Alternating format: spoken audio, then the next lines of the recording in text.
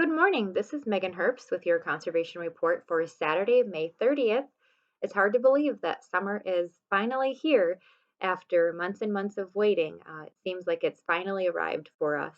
And I hope you all had a wonderful Memorial Day weekend and that amidst all of the celebrations that took place, we all took time to remember those that gave the ultimate sacrifice to protect the things that are most important to all of us. And I wanted to touch base on a couple of different things this morning. One being delayed mowing of road ditches, and then the second being the Discovery Farms program. So I'll get started with the uh, mowing of road ditches and why it's beneficial to wildlife in Minnesota. Although road ditches make up just a small portion of the total land area, researchers have found them to be highly productive nesting sites for more than 40 kinds of birds and animals that nest on the ground or in low vegetation.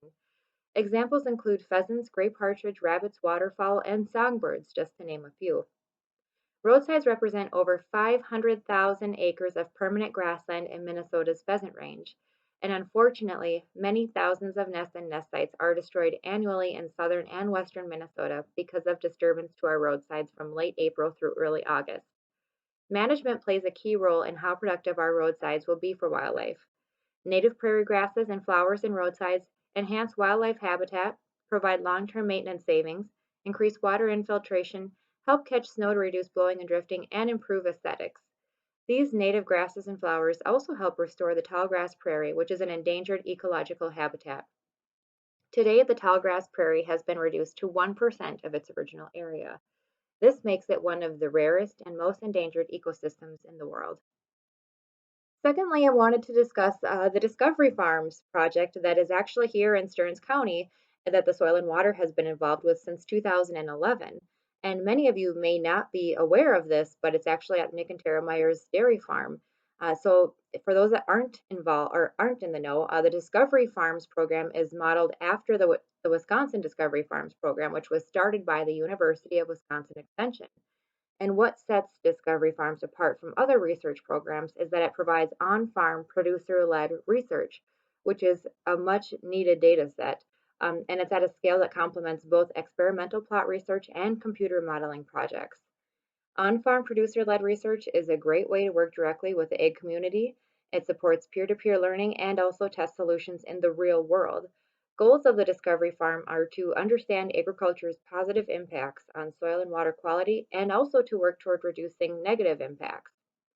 It also helps to better identify management practices that will improve the farm's profitability and environmental performance. And it also provides science based information on egg production and natural resource management. At the Myers Discovery Farm location, the installation of the edge of field surface water and subsurface drainage monitoring sites occurred in February 2011. So the Discovery Farms Minnesota project at Myers was designed to provide information to better understand how farm management practices can impact the potential for sediment and nutrient loss to surface waters. Throughout the duration of this project, the site provided information on surface water flow and nutrient and sediment loss in the type of agricultural operation that the Myers have. And in addition to surface and subsurface monitoring equipment, there was also a weather station constructed to record precipitation, temperature, and other climatic variables. Collected samples are analyzed for sediment, total phosphorus, phosphate phosphorus, total nitrogen, chloride, total ammonia, and nitrate nitrogen. And by combining a measure of water flow and sediment and nutrient concentrations, it will be possible to calculate total nutrient and sediment movement. In addition to the work being done at the Meyer Discovery Farm, the Stearns SWCD is also monitoring tile line water at 5 additional sites that are within the same geographic area. Monitoring work is anticipated to wrap up this fall, and for more information on the Discovery Farms program, please visit https discoveryfarmsmn.org. And that's about it for me. If you have any questions about any of the topics I covered today, or if you are interested in implementing conservation practices on your property, please feel free to contact the Stearns County Soil and Water Conservation District at 320-251-7800 extension 3. Thank you very much and have a wonderful weekend. This has been Megan Herbst with your Conservation Report.